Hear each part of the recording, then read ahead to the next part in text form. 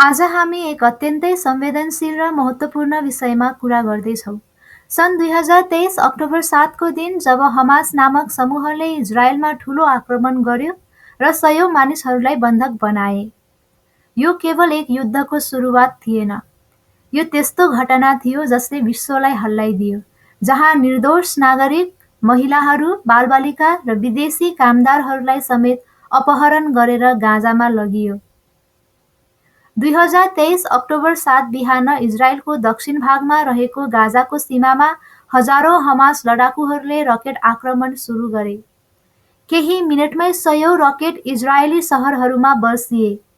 त्यसपछि हमासका लडाकुहरू motorcycle, truck र हवाई ग्लाइडर मार्फत इजरायली गाउँहरू र सैन्य क्याम्पमा प्रवेश गरे। त्यो दिन करिब 1200 जना मानिस मारिए र करिब 240 जनालाई बन्धक बनाइयो। ती मध्ये धेरै नागरिक, महिला, बालबालिका र वृद्धहरू थिए। हमासले अपहरण गरेका बन्धकहरूमा इजरायली नागरिकहरू, Thailand, America, France, Germany, Argentina, Nepal र अन्य देशका मानिसहरू थिए। थाइल्यान्डका करिब 35 जना कामदारहरू थिए। नेपालका 17 जना विद्यार्थीहरू, त्यसमध्ये 10 जना मारिए र 1 जना बन्धक बनाइएका थिए। उनको नाम हो विपिन जोशी।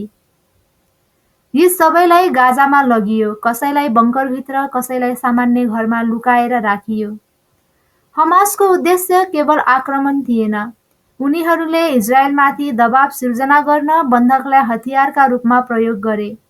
ती बन्धकहरूलाई इजरायली जेलमा रहेका प्यालेस्टिनी बन्दीहरूसँग साट्ने योजना थियो। त्यसैले उनीहरूले महिलाहरू, वृद्ध, विदेशी कामदारहरूसम्मलाई पनि फाइदा उठाउनका लागि बन्धक बनाए। अमेरिका, कतार, इजिप्ट र युरोपेली देशहरूले गाजा र इजरायलबीच बन्धक मुक्तिको प्रयास सुरु गरे। कतार र इजिप्ट मुख्य मध्यस्थ बने। थाइल्यान्डले आफ्ना नागरिकका लागि कतार र इजिप्टसँग प्रत्यक्ष वार्ता गर्यो। त्यसपछि थाइल्यान्डका सबै नागरिकहरूलाई पछि सुरक्षित रूपमा रिहा गरियो। तर नेपाल जस्ता गरिब देशहरूका लागि सिधा वार्ता गर्न सजिलो थिएन। त्यसैले एकजना नेपाली बन्धक अझै पनि गाजामा रहेका छन्। बन्धक बनाइएका व्यक्तिहरूको जीवन अत्यन्त कठिन थियो। कसैलाई अन्धा पारेर राखियो, कसैलाई खानापानी सीमित दिइयो। त्यहाँ बालबालिका समेत थिए र डर, अन्धकार र अनिश्चितताका बीचमा कसैले गुप्त रूपमा सन्देश पठाउन सके, कसैले सकेन। त्यसको पीडा र परिवारको पर्खाइ आज पनि जारी छ। 2024 सम्म आइपुग्दा कतिपय बन्धकहरूलाई हमास र इजरायल बीचको अस्थायी युद्धविराममा रिहा गरियो।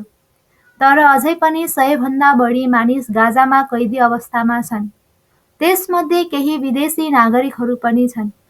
विश्वभरका देशहरूले अझै पनि दबाब दिइरहेका छन्, मानवीय कारणले सबै बन्धकहरूलाई रिहा गर्न। यो घटना केवल इजरायल र हमास बीचको युद्ध मात्र होइन, यो मानवताको ठूलो परीक्षा थियो। नागरिकहरू युद्धको मैदान होइन, शान्तिको प्रतीक हुन्, र जब निर्दोषहरू बन्धक बनाइन्छन् त्यो युद्ध कहिल्यै सही ठहरिँदैन। यदि तपाईलाई यस्तो जानकारीमूलक भिडियो मनपर्छ भने कृपया लाइक, शेयर र सब्स्क्राइब गर्न नबिर्सिनुहोस्। धन्यवाद।